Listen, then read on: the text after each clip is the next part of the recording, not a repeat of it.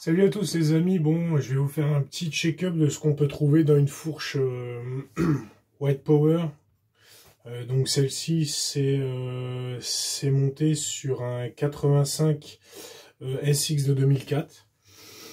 Donc c'est une fourche à cartouche ouverte, donc simple cartouche que grossièrement, comme grossièrement certains le disent, c'est une cartouche ouverte. Tout simplement parce qu'il y a qu'une seule cartouche dans votre tube, contrairement à certaines fourches donc avec une cartouche fermée qui aura la compression en haut et le rebond en bas. Là vous allez avoir votre compression au niveau du pied et le réglage du rebond au niveau du haut de votre fourreau. Donc là voilà un peu ce qu'on va trouver nous quand on démonte une fourche. Donc nous, on ne fait pas simplement que de changer les joints, parce qu'on n'aurait pas besoin de démonter tout ça. Mais là, clairement, vu l'état de cette fourche-là, on n'avait pas le choix de tout démonter pour vraiment contrôler toute la cartouche, etc. Puisqu'il y avait déjà des éléments qui n'étaient pas bons, qui étaient montés à l'envers. Il y avait des éléments qui étaient montés à l'envers. C'est pour ça que moi, quand j'ai démonté, j'ai trouvé de la limaille dans l'huile. Tout simplement parce qu'il y avait des éléments qui n'étaient pas... en leur lieu et place d'origine, ce qui a fait qu'il y a eu quelques usures prématurées, comme là, ça c'est l'arrêtoir de ressort. Normalement, il est censé monter avec les trois petites dents vers la cartouche. Il est censé monter comme ça, et le ressort vient comme ceci. Et là, il l'avait joyeusement monté comme ça. Donc le ressort, bah, il est venu taper sur les trois dents, et il les a abîmés, bon voilà.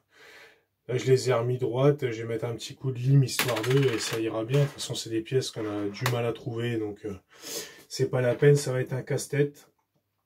Donc on va commencer par votre réglage de rebond, donc ce que vous trouvez au niveau du haut de votre fourreau. Voilà, c'est ça, c'est le petit bouchon avec le réglage, donc c'est écrit rebond. Donc plus vous allez serrer, donc visser, plus vous allez fermer, donc le rebond va être plus dur, et inversement, quand vous allez desserrer, ça va libérer le passage d'huile, et donc ça sera plus fluide. Donc là, ça c'est le haut de votre fourche, et ça c'est le bas. Voilà, ça vient comme ça, haut et bas. Et donc sur le bas, c'est donc la compression, donc avec le réglage ici. Donc pareil, plus on vient visser, plus on vient fermer le passage d'huile, plus on vient dévisser, on vient ouvrir.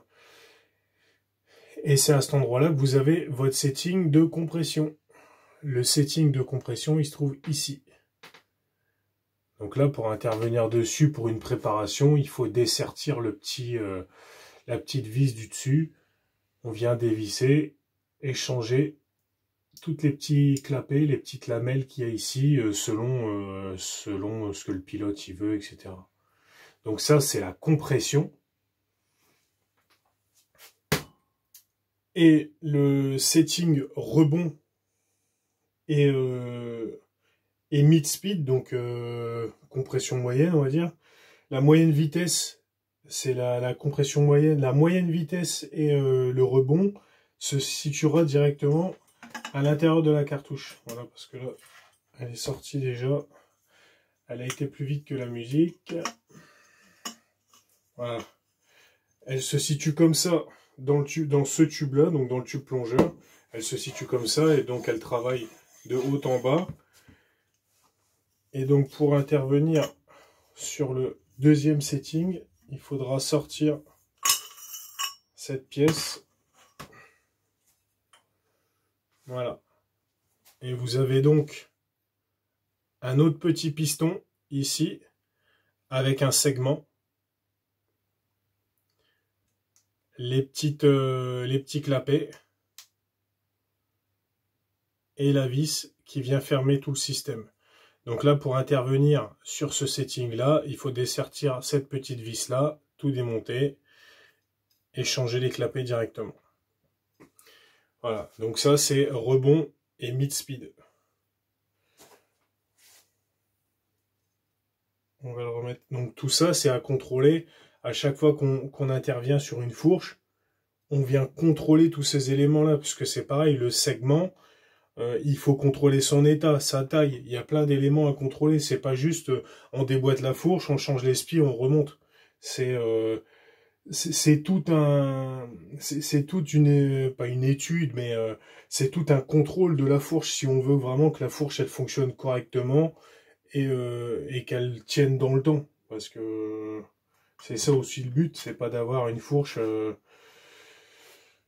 qui travaille 5-10 heures et puis qui se mette à couler ou tout ça, quoi. Hein. Donc là, le tube, ça c'est le tube, ça c'est votre tube plongeur. Le tube, donc qui est parfaitement nettoyé, il n'y a pas de résidus. Défaut d'entretien chez nous, ça peut pas exister, parce que vos fourches, quand elles arrivent, elles sont nettoyées dans un bac spécifique, et voilà comment ça ressort. Donc, je vois pas ce qui pourrait rester dedans. Le tube, il n'y a plus rien, tout est propre. Voilà. Ça, et votre ressort. Donc voilà, c'est pareil, hein. Tout propre, tout nettoyé, prêt à être remonté. On vient contrôler aussi l'état du fourreau. Voilà, on voit que c'est pas abîmé, hein. Ça a toujours travaillé avec des bacs de friction, à mon avis, en bon état. Donc c'est vraiment propre. Il n'y a pas de. J'ai déjà vu des motos. Donc là, c'est une fourche de 2004. J'ai déjà vu des motos de 2018, 2020 avec des fourreaux plus abîmés que ça. Là, clairement, elle a pas été trop abîmée. Par contre, elle avait été un peu ouverte par des ânes, parce que ça, par exemple, c'est votre petit tube en alu qui vient appuyer sur votre compression et sur votre détente et qui vient fermer, on va dire, plus ou moins les passages d'huile. Ils avaient écrasé ce côté-là, on le voit. Il y a des petites marques, ils avaient écrasé ce côté-là, et en gros, ça doit rentrer entièrement, et ça rentrait comme ça. Donc déjà, le réglage était foireux. Et là, j'ai remis un petit coup de fraise à l'intérieur pour le réouvrir. Et hop, du coup, maintenant, il vient bien embuter pour pouvoir refaire les réglages convenablement. Parce que là, en gros, on pouvait même plus intervenir sur ce réglage-là, puisque même détendu à fond, il était freiné à fond. Voilà. Tout simplement parce que on avait déjà perdu tout ça de réglage, quoi. Donc voilà, une fourche, c'est pas simplement changer des spies. On est vraiment sur un truc où il faut faire attention, il faut contrôler les pièces. Et ça, malheureusement, ça reste quand même un savoir-faire. Tout le monde ne l'a pas. Quand on voit, c'est vrai que certaines vidéos, les mecs, on démonte. Et même en atelier, hein, il y a des ateliers, quand vous allez... je vais pas vous donner des noms, mais on va dire... du supermarché de la moto, voilà, on va vous changer vos spies, on vous retire le circlip, on sort les joints, on déboîte la fourche, on sort les joints, on vous remet des joints neufs, on remet de l'huile, basta. Votre fourche ne sera jamais démontée comme ça.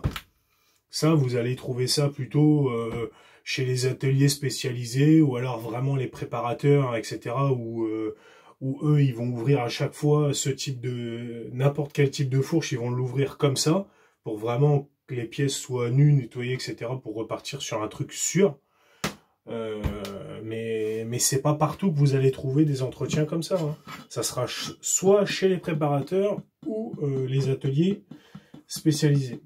Là, c'est pareil, dans ce cas, c'est sur l'autre tube, parce que ça, c'est un seul tube, j'ai le deuxième qui est là-bas.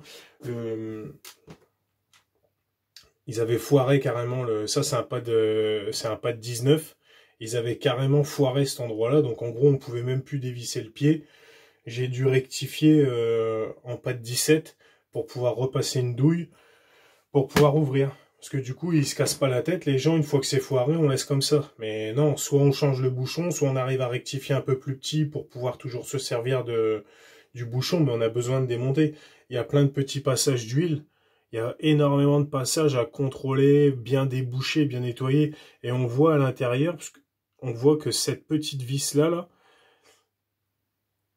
elle passe... Ah, on voit pas bien, ça se met pas... Ah, ça se mettra pas. En fait, à l'intérieur, là, on voit que la vis, elle passe et elle vient fermer le passage. Donc, pour durcir ou pour assouplir votre compression. Donc, tout ça, c'est des éléments à bien nettoyer pour que l'huile puisse passer correctement dans votre fourche, quoi.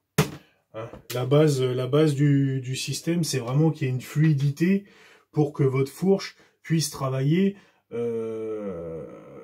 impeccablement du début à la fin de votre manche, par exemple. Ça va pas être de travailler 5 minutes et après la fourche, elle durcit, la fourche, je sais pas, moi, elle a des mauvaises...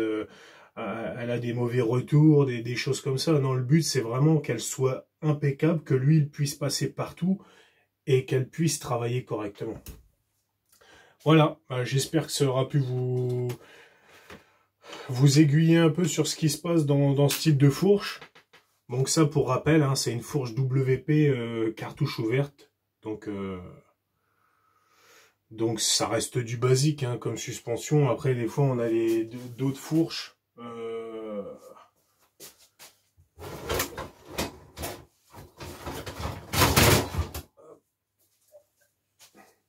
De ce type-là, ça c'est une cartouche fermée par exemple. Voilà, ça c'est, on va trouver le fourreau, le tube plongeur, donc un tube comme celui-ci, sauf que ça c'est le haut et ça vient dans le bas. C'est à l'inverse de celle-ci. Et celle-ci, elle est ouverte, donc l'huile se mélange. Celle-ci, l'huile se mélange pas. Il y a une huile pour cette cartouche et une huile pour l'intérieur du tube plongeur et le fourreau. Donc ça permet d'éviter en cas de fuite de spi, en cas de plein de choses, de venir contaminer l'huile.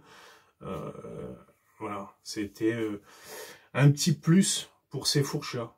Mais enfin voilà, au moins ça vous a permis de découvrir ce qu'il y a dans une fourche et ce qu'on peut faire ici à l'atelier en reconditionnement. Hein, puisque là, il n'y a pas de préparation, c'est simplement un reconditionnement. Le client aura quand même une fourche impeccable, toute propre, nettoyée, contrôlée pour pouvoir repartir sereinement. Puisque le train avant, c'est quand même primordial sur une moto, surtout en tout terrain, motocross, etc. Où on peut pas avoir de doute sur une fourche, quoi.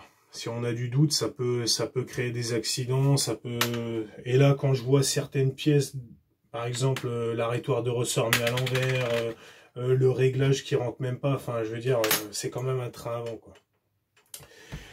Donc, pensez-y, c'est important. Voilà, allez, salut!